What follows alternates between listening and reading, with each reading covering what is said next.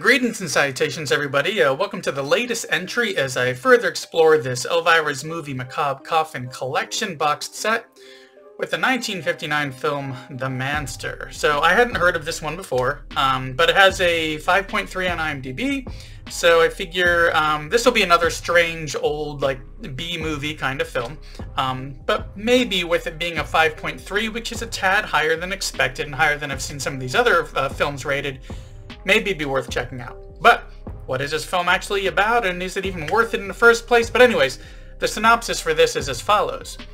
An American journalist stationed in Japan is given a mysterious injection by a mad scientist, turning him into a murderous two-headed monster. So, this was an interesting one, being a bit older, black and white, based in Japan, with some actual Asian actors in it. Unlike when I reviewed The Terror of the Tongs, one of the old Hammer films from a while back, had several actors, even Christopher Lee himself, who had Asian face on to the point of where they had prosthetic eye elements added to try to make them look Asian. Definitely didn't age very well, but they had some actual Asian actors in this one, which was good.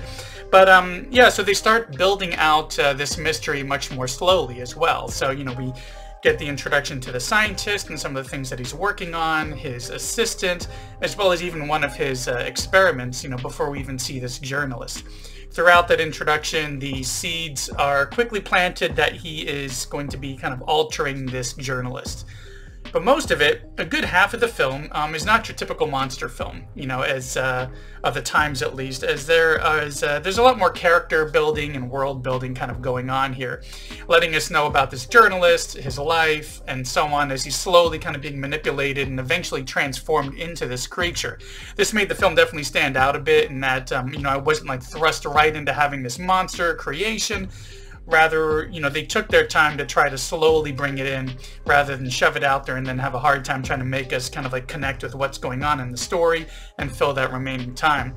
So, of course, this does make some of those early portions a bit slow and, take a little while to get going. But overall, it was definitely worth it. And by the time we get this strange monster revealed, this weird two-headed Manster creature, it's a pretty nice payoff. But as expected, once we get to that point, it takes a little bit, it drags a little bit to kind of finish thing out.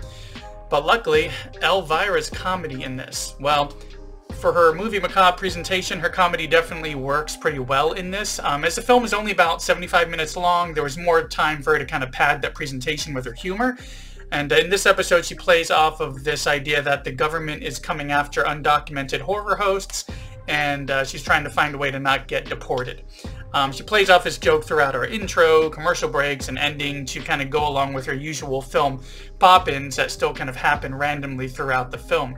But I would say, she keeps us going and it kind of balances throughout, and, we get some interesting comments and funny stuff thrown in there about the film as well, even though unlike Werewolf of Washington, where the skit that she was doing was very directly related to the film, this was kind of like a side skit in a way that wasn't really as related.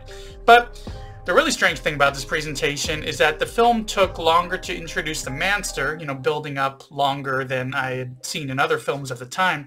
But it kind of, where they would normally just kind of lean on the name of the movie and what this monster is more than the story itself. So that it wasn't really a good film, I would say. It's just kind of so-so, but with Elvira's presentation, those little additions that she brought to it, and her little side skits and everything definitely made it surprisingly worth checking out.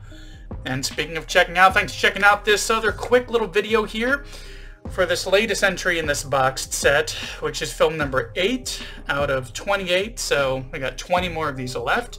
20 more Friday uploads, so be sure to subscribe and see those as I release them.